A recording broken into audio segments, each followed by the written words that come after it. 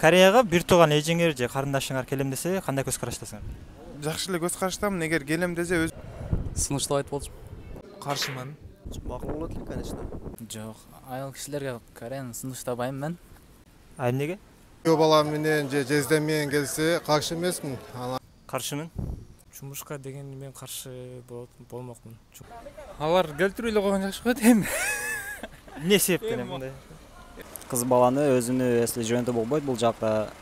Кореяга элеби же башка мамлекеттерге дагы? Менин оюмча ар бир адам өзүнүн кызыкчылыгы көп болсо келип көрүш керек. Ал жактан келбей эле койсун деген эмем бар. Жок, каршы эле. Мен эле чыга берейин, мен эле иштей берейин. Каршымын. Эмнеге? Салам достор, Түштүк Кореядан салам жолдоп, мен Мусажанов Талайбек. Бүгүн биз Түштүк Кореяда мекендештерден сурамжылоо кылабыз. Кореяга эжелери же карындаштары келсе каршы эмеспи, ошол жөнүндө сурайбыз. Анда биз менен болуңуздар. Салам алейкум. Түштүк Кореяга эжеңиз же болбосо карындашыңыз келсе, келем десе, виза чыкса, каршысызбы же макулсузбу? Мен жеке өзүм оюмду айтсам, жумушка деген мен каршы болмокмун. Жумушка деген келгеничи аял кишилерибизде. Окууга десе, балким ойлонуп көрмөкмүн. Бирок теги эле Кыргызстандын эле жакшы го аял кишилерге окуп иштеп эмгектенгени. Жеке мен оюм. Жумушка эми кандай бир себептер барбы? Каршылык. Жумушка үй бүлө менен чогуу келсе, жакшы болмок, жакшы. Карындаш же карындаштарыбыз өзүн эле жөнөткөн туура болбой калат го деген. Чогуу бир бирөө менен келсе, анда каршы эмеспиз, жакшы. Түшүнүктүү. Мейли, рахмат жам. Салам алейкум. Кореяга бир тууган эжиңер же карындашыңар келем десе, кандай көз караштасыңар? жакшы эле көз караштамын. Эгер келем десе өзүмдүн көз алдында боло турган болсо, анда жакшы да. Эгер жок, өзүм жок, карындашым өзү боло турган болсо, жок демекмин да. Жөнөтпөйт болчумун. Кореяга элеби же негизи? Кореяга эле эмес, башка мамлекеттерге да жөнөтпөйт болчумун. Анткени азыр көп жакта кыздар эме бузулуп кеткендер да болуп атат. Бирок ар биринин өзүнүн эмесинен да, оюнан өзүнүн дээринен деп айтам да. Анан бир жагы мен оюмча жөнөтпөйт болчумун да мен. Башка эжемди болсо деле, бир тууганым болсо деле жөнөтпөйт болчумун. Түшүнүктүү. Рахмат. Салам алейкум. Алейкум ассалам. Кореяга эже карындаштарыңар келем десе, кандай көз караштасыңар? Эже карындаштар келем десе, сунуштап айтып болчу. Эмне себептен? Кыргызстанды жакшыларгачы. Кореяны эле негизи сунуштабайсызбы же башка мамлекеттерди дагычы? Кыргызстандан чыкпай эле коюш каалайм. Түшүнүктүү. Рахмат. Кореяга бир тууган эжеңиз же карындашыңыз келсе, кандай көз караштасыз?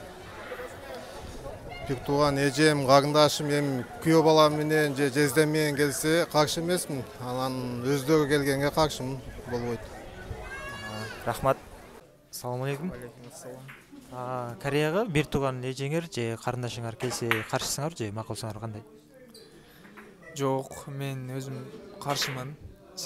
Жеке Кореяга эмес, мындай аял кишини жалгыз Россияга барган эле башка мамлекеттерге жөнөткөн деле каршымын. Себеби аял кишини жалгыз таштап болбойт го да. Эми турмушка чыгып, эми күйөөсү менен башка барса бир жөн. Именно эже карындаш. Негизи эле кыргыз кыздарыны четке чыкканына каршымын, мен четке мигрант болуп чыкканы. Мейли, рахмат. Бир тууган эжеңер же карындашыңар Кореяга келем десе, ошого макул болобу элеңер же каршы болобу элеңер? Макул болот эле, конечно. Эгер келгенге мүмкүнчүлүктөр болсо, макул болот эле. Рахмат. Салам алейкум. Кореяга бир тууган эжеңиз же карындашыңыз келгенде кандай көз караштасыз? Эми мүмкүн болушунча алар келтирип эле койгон жакшы го дейм. Эмне себептен мындай? Эми биз өзүбүз эркектер иштешибиз керек да. Аял киши үйдө отуруп биз ошол жагы эле да, үйдө олтуруш керек же Кореянын жаман жагы? Кореяга жумуш менен эмес, эми окуу боюнча келип эс алган келсе болот. Анан жумуш боюнча мүмкүн болушунча келтирип эле койшот. Себеби эми биз өзүбүз баары намыстанышыбыз керек да, өзүбүздүн аял киши эжелерибиз өзүбүздүн жерибизде жакшына неме болуп жүрүш керек да деп ойлойм да. Рахмат. Салам алейкум. Кореяга бир тууган эжеңиз же карындашыңыз келсе кандай көз караштасыз? Бизде Кореяга кыз баланы, мен эми жеке оюм, кыз баланы өзүнүн эсли жөнүндө болбойт бул жакта. Кореяга элеби же башка мамлекеттерге дагы? Башка мамлекеттерге деле. Кыз баланы ата энесинин алдында эле окуусун бүтүп, ошол жакта эле калганы жакшы деп ойлойм. Биз мусулманбыз, биздин динибиз ошого сунуштайт. Бул жакта деле эмелер бар, студенттер, жумушка келгендер бар, эми шарт ошого байланыштуу болгон. Өзүнүн акелери, карап жүргөн агалары болсо, алдында дагы болот. Рахмат. Салам алейкум. Кореяга бир тууган эжеңер же карындашыңар келгенге каршысыңарбы же макул белеңер?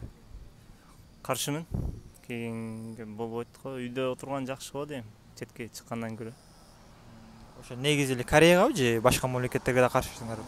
Вообще, ошо за границага, Кыргызстанда өзү эле жашап жүргөн жакшы. Рахмат. Салам алейкум. Кореяга бир тууган эжеңиздер же карындашыңыздар келгенге кандай көз караштасыздар? Менин оюмча ар бир адам өзүнүн кызыкчылыгы көп болсо келип көрүш керек. Албетте бул деген тажрыйба өзү үчүн келет. Ар бир адам өзүнүн ою бар дегендейчи, максаты бар. Эгер келем десе мен каршы болбойт элем, жардам берет элем, наоборот. Элиңиз, рахмат. Кореяга бир тууган эжеңиз же карындашыңыз келгенге каршысызбы же макул белеңиз? Контракт менен же виза менен? Жок, мен каршы элем. Мен эле чыга берейин, мен эле иштей берейин. Виза менен жок, мен бул жерде айтпайм, то что келгендер мондай тигиндей деп жаман эч неме оюм жок. Просто мен баягы өзүмдүн личный, ар кимдин өзүнүн личный принциби болот да, мен ошого эле келбей эле койсо, кыз киши өзүбүздө кыз кишини эми иштеп түйүп эле багыш шарт эмес да. Биздики кыздарды көрүп атасыңар, и так эле көп чет жерде мигрант болуп жүргөндөр аябай эле көп. Колдон келсе кыз кишилерди жибербей эле койсо дейм да. Чет жака негизичи. Мен ошону колдойт элем да. Ошол бизге ушуну сурап көрүңүз деп Кыргызстандан жазышкан да. Ошого сурап атпаймынбы жана эжелер, карындаштар.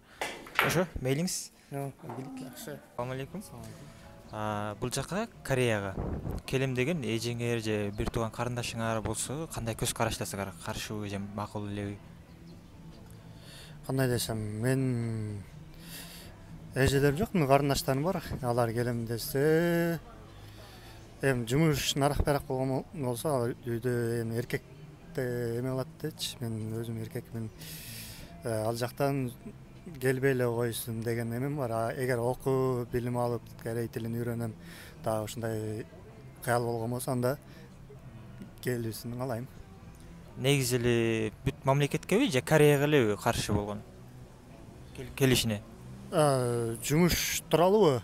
Жок, эже карындаштарым, азыр карындаштарым Кореяга эле келгенге каршысыңарбы же Москва, Россияларга да каршы болосуңарбы барышына, иштешине? Иштешине. Любой эле жака. Негизинен Кыргызстанда деле себеби ал эркектин милдети го иштеш. Ошон сурап билели дегенбиз. Ушундай суроолор келген да. Мейли, рахмат. Кореяга эже карындаштарыңыз, аял кишилерди келишине сунуш бере белеңиз же колдобойсузбу? Жок, аял кишилерге Кореяны сунуштабайм мен. Эмнеге? Эми алар аял киши дагы үйдө эле болгон жакшы го деп ойлойм. Ошол эле себеппи? Же башка дагы себептер барбы? Ошол эле эми. Макул. Кореяга бир тууган эжеңиз же карындашыңыз келсе, кандай көз караштасыз? Макулсузбу же каршысызбы? Каршымын. Эмнеге? Кыз кишиге. Кандай? Кыз кишиге каршымын. Эми кандай десем, күйөөсү менен келсе же күйөө баласы макул. Өзү келсе болбойт. Да. Мейниңиз.